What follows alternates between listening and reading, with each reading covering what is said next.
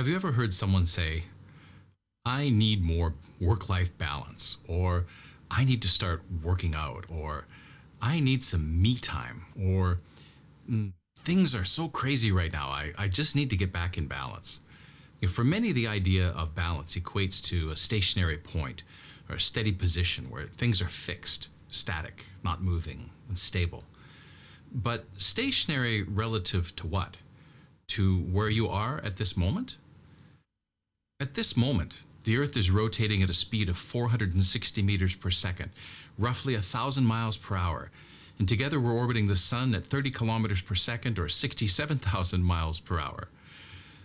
Our solar system is whirling around the center of our galaxy at 220 kilometers per second. That's about 490,000 miles per hour. And our galaxy is rushing at a speed of nearly 1,000 kilometers per second towards the Great Attractor. We may want things to be fixed, but the irony is that you will never be at the same place twice in your lifetime. There's a Zen proverb, let go or be dragged, which in this context is particularly amusing.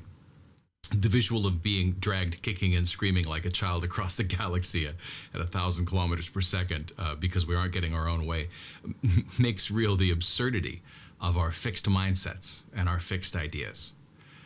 In Zen practice in Japan, a koan is a story, a dialogue, question, or a statement that's used by a master to provoke great doubt and challenge our fixed ideas. I want to share with you a Zen koan for you to reflect on during this conversation. Before enlightenment, chop wood, carry water. After enlightenment, chop wood, carry water. Hold this in your thoughts during today's conversation and see what meaning might appear for you.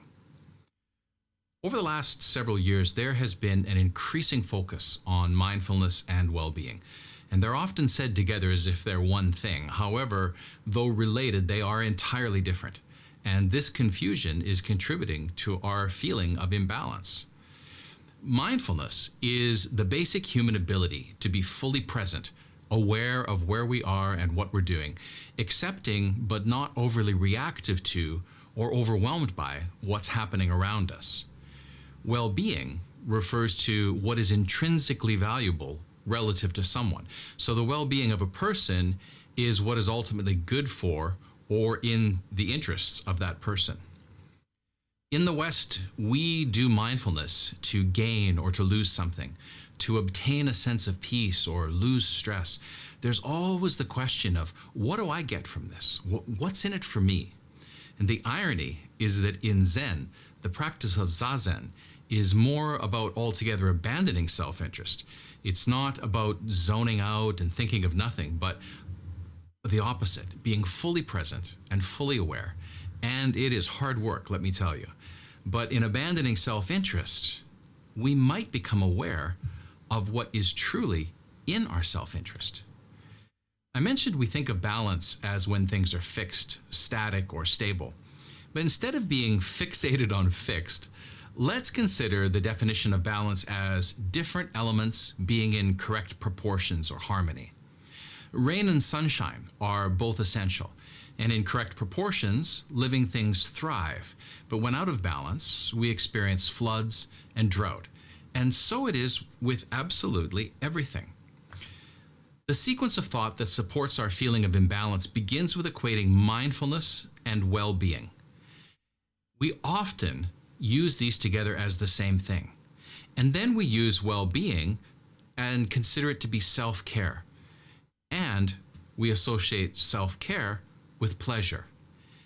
This thought process is what leads to pampering, avoidance, and denial.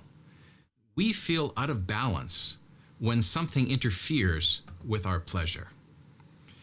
Nobody complains about being out of balance on holiday or when eating a bucket of ice cream or having a few too many drinks or binge watching something.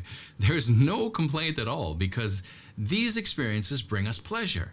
Yet they may not be in our true self-interest, which is actually the meaning of well-being. It's in fact possible to have too much of a good thing. So much of this rests in our blurring of the words pleasure and happiness, which we use interchangeably, but which are dramatically different. So pleasure is fleeting, but happiness is enduring. Pleasure is internal. Happiness is external. Pleasure is consuming, taking. Happiness is giving. Pleasure is in things, but happiness is in emptiness. Pleasure is individual, but happiness is communal. I'm sure you realize the difference. When we experience pleasure, we experience it inside ourselves, when taking, consuming, or using. And we experience it alone. Happiness is quite the opposite.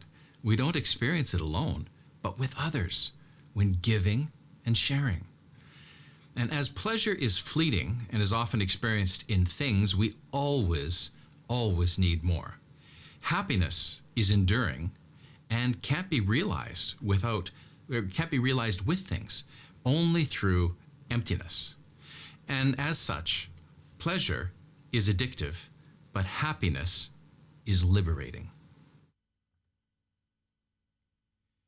If we let go of our addiction to pleasure, we might find balance in our lives. Perhaps being truly mindful will help us to recognize what is in our self-interest. Possibly, we will come to see that our balance is not that we need more, but that we need less. And that in emptiness, we find our true self and experience the true nature of happiness. Now, at the beginning of this conversation, I shared with you this Zen koan. Before enlightenment, chop wood, carry water. After enlightenment, chop wood, carry water. In reflection, what might this now mean to you? If we chop wood and carry water before enlightenment, and after enlightenment we chop wood and carry water, what is different? The tasks do not change. Our responsibilities in this life do not change. What is it that changes? Perhaps what is different is ourselves, how we perform the tasks, how we engage with life. To find balance, the only thing that needs to change is us. Only our hearts and how we engage with life and our work and our friends and our loved ones need to shift. Thank you for sharing this moment with me. I hope it helps you find balance in your life and to create happiness in the world.